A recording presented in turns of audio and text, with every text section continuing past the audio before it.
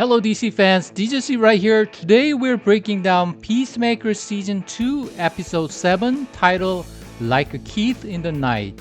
The title is a play on the biblical phrase like a thief in the night in 1 Thessalonians 5:2, which means appearing suddenly, unexpectedly, and stealthily, often to catch someone unprepared.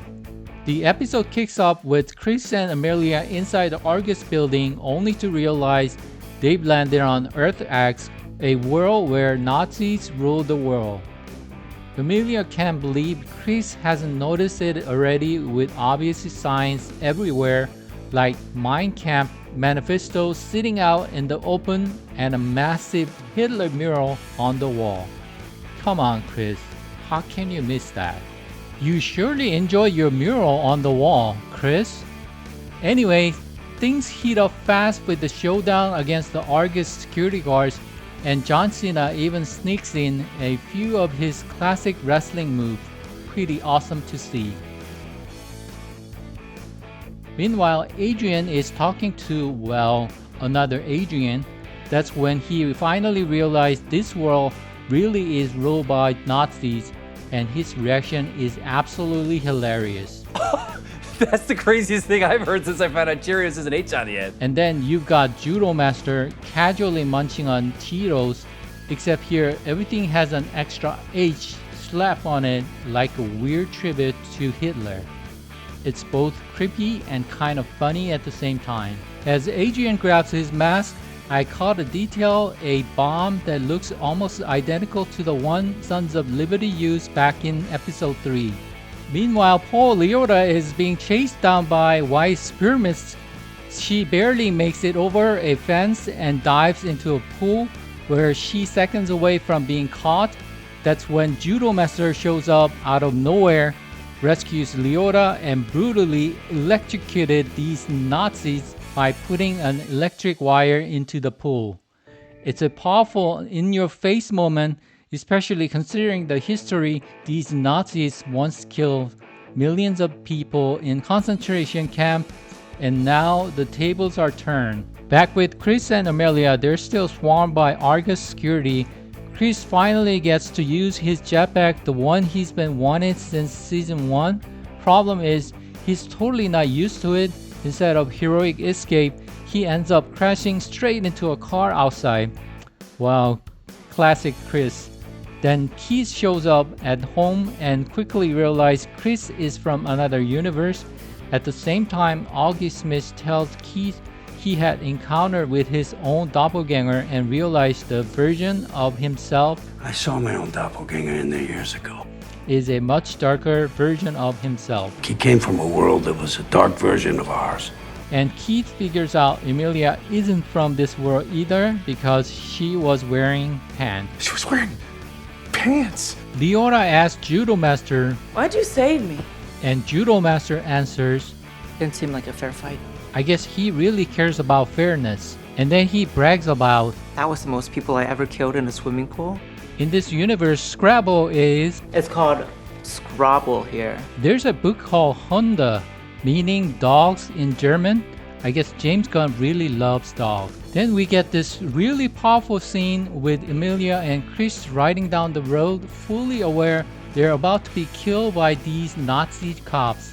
It's the moment where the two of them finally come together, realizing how much they actually care about each other.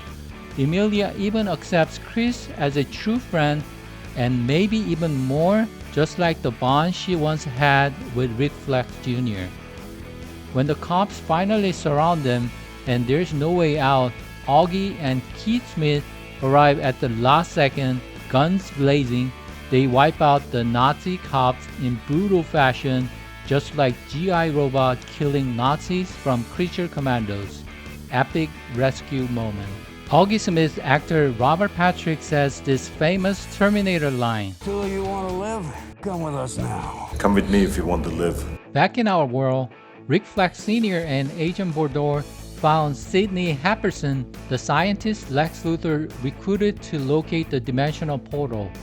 And by the way, actor Sol Rodriguez absolutely owns the screen here, walking in like a total model. They're inside what turns out to be Lex Luthor's communication hub, So this is Lex Luthor's communications hub. the same setup we first saw back in the Superman movie. It turns out Augie Smith in this world isn't actually a bad guy. He listens to everything Chris tells him about what's been happening, and surprisingly he believes him. This version of Augie actually hates the Nazis. Maybe he's just completely against the corrupt government running this world. It's kinda ironic, back in our world, Augie is a racist because our world isn't run by racists. But here, in a Nazi-controlled reality, he's not racist at all because he's against them. Just when it feels like everything's finally working out, Adrien does what Adrien always does. He rushes in, assumes Augie's evil like the White Dragon, and starts stabbing him. Total chaos breaks out.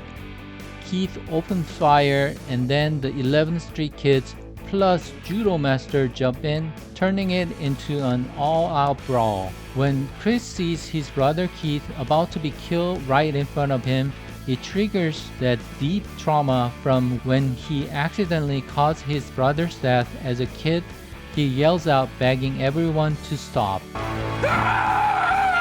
As everyone scrambles to escape, Amelia asks Vigilante for a gun, ready to finish off Keith once and for all, but before she can pull the trigger, the cops storm in and could not finish him.